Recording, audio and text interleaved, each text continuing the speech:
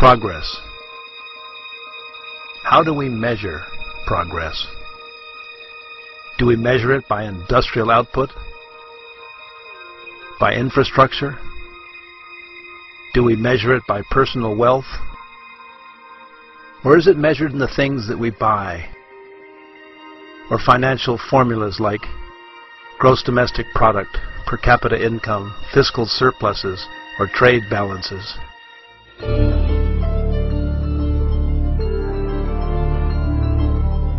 But what if there was a place where none of these things really mattered?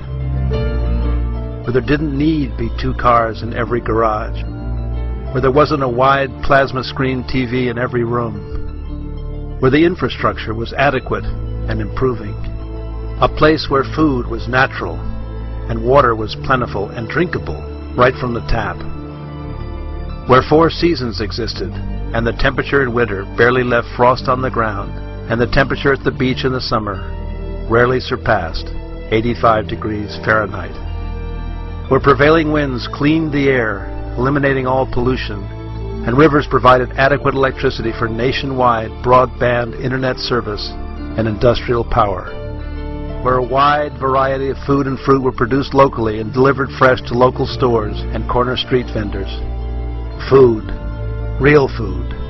Tomatoes that tasted like tomatoes, lemons that stung like bees, and meat from Hereford cattle that could be cut with a fork and served with buttered baked potatoes, sour cream, and fresh chives. A place where every city block boasted its own fruit stand, bakery, laundry service, and eatery, and people actually said hello when passing on the street. This place does actually exist.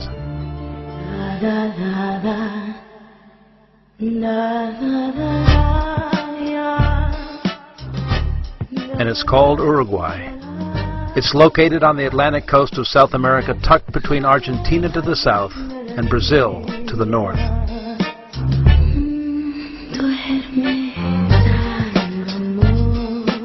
Uruguay is not a big country. It's about as big as Washington State in the U.S. and proudly boasts a population of only 3.3 million people, about the same as Berlin, Germany, and uncannily resembles the shape of Utopia as mapped by Sir Thomas More in 1895.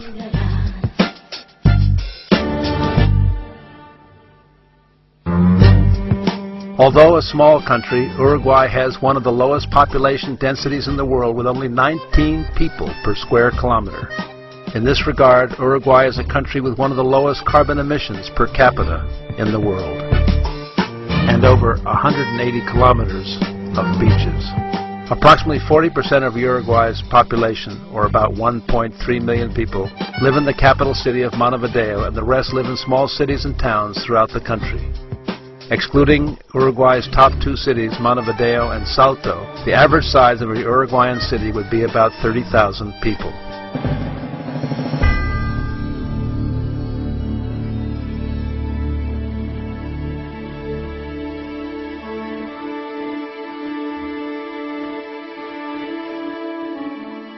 There's nothing really special about Uruguay.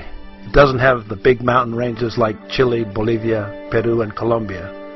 And although on the Atlantic Ocean, Uruguay doesn't have any big waves for surfing like Hawaii's Waimea or Peru's Pico Alto. It doesn't have any big movie stars like Mexico's Cantinflas or Hollywood's Latin lovers, Anthony Quinn or Rudolph Valentino. Its neighbor to the north, Brazil, has a landmass and economy almost 50 times that of Uruguay. While Argentina, its neighbor to the south, plays the role of big brother, sharing a language, European bloodlines, and the romantic folklore of the gaucho. On the contrary, Uruguay is the smallest Hispanic country in South America.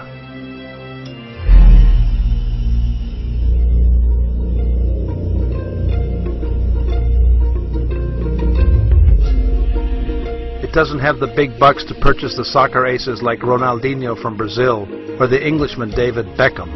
Although, in 1950, Uruguay did stun the world by a come-from-behind victory, defeating Brazil in the finals of the World Cup, an event remembered to this day as the Maracanazo, a feat still talked about by the elderly, mate-sipping fans that were there.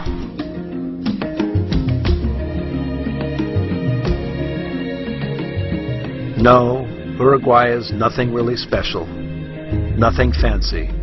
Just a quiet little country that's unaffected and natural. A country with well-aligned priorities which are firmly based on family, community, and quality of life.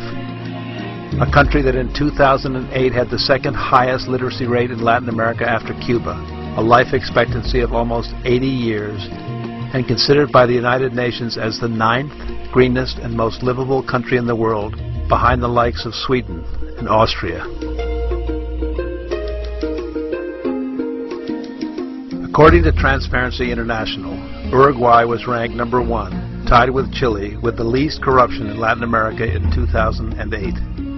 In this same year, Uruguay was ranked number 1 of the South American countries in freedom of the press by the French organization Reporters Without Borders, and by The Economist as having a quality of life reminiscent of that found in Europe.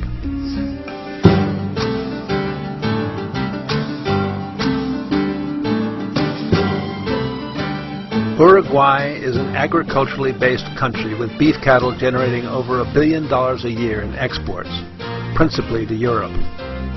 While Uruguay has only a $10,800 per capita income based on a $37 billion gross domestic product, it has the highest cattle per capita in the world with over 12 million head of principally Hereford stock. That means there's 3.8 cows for every Uruguayan citizen. In addition, Uruguay reports almost 11 million head of sheep in 2008 and is the 5th largest exporter of apparel wool after Australia, New Zealand, Argentina, and South Africa respectively.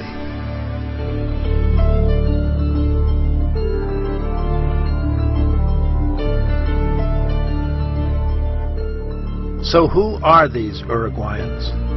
According to their 2006 census, the overwhelming majority of Uruguay's population, or 95%, is of predominantly European origin. People of Spanish and Italian ancestry are the most numerous, followed by those from France, Germany, Portugal, England, Switzerland, and Russia, with the balance of the population being a mixture of black Uruguayan, indigenous, and Asian descent.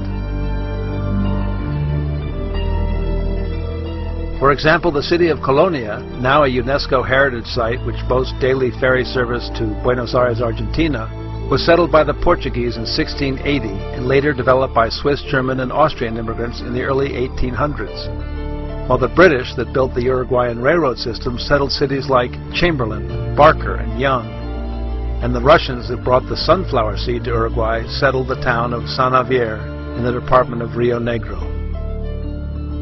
The European immigration to Uruguay has heavily influenced the country's architecture, agricultural techniques, art, and culture. As a consequence, some call Uruguay the Switzerland of South America for both its banking system and pluralistic acceptance of industrious foreigners.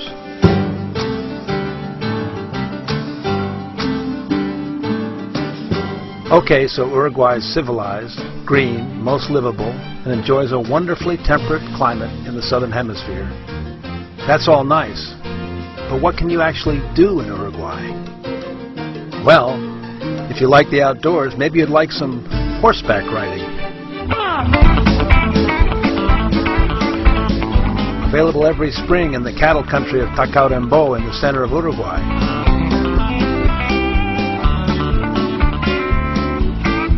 Or perhaps you might like team sports available in every small town,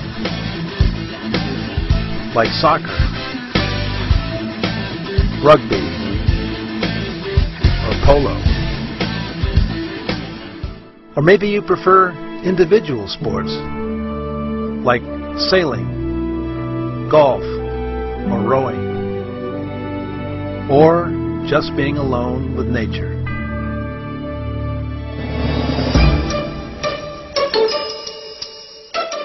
Perhaps you just want to relax and enjoy a night on the town.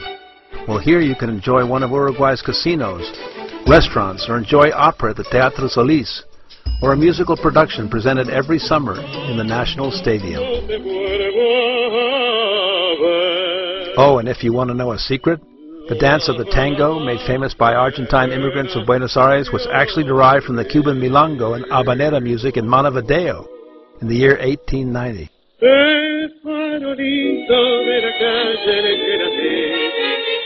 And Carlos Gardel, The legendary Argentine king of tango in the 1930s was actually born in Tacuarembó, Uruguay, according to the passport found at the site of the fateful plane crash that took his life at the ripe age of 45.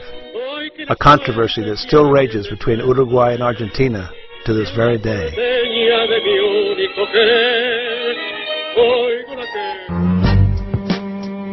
But putting petty rivalries aside, Uruguay quietly enjoys the comforts of a community in harmony, a lifestyle that stresses literature, reading, and a poignant debate over a cup of coffee or cortado at any one of Montevideo's legendary boliches. Besides politics, to be a true Uruguayan, it is imperative that you become a soccer fan and swear loyalty to either Club Nacional or Club Peñarol. In any case, in Uruguay you are accepted for who you are rather than what car you drive.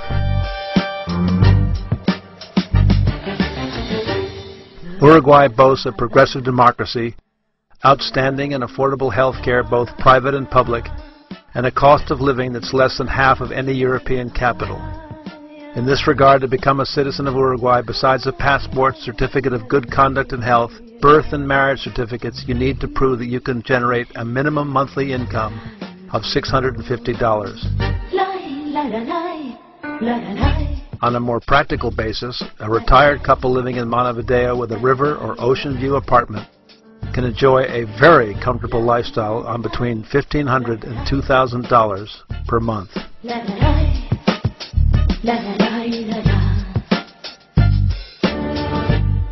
So there you have it, Uruguay. Nothing fancy, no earth-shattering headlines, no topographic wonders, no strategic raw materials, nor wars, nor conflicts. Just centuries of history, some rivers, and a people where basic courtesy and respect abound. A place where the day begins with a little sunshine, the clippity-clop hoofbeats of the horse-driven garbage collector, and the resounding call of the corner fruit vendor as he sings the prices of his daily wares. A place that makes no claim to greatness, record-breaking economic formulas, or astounding accomplishments. No, nothing like that. Uruguay boasts only the self-confidence to be just Uruguay. La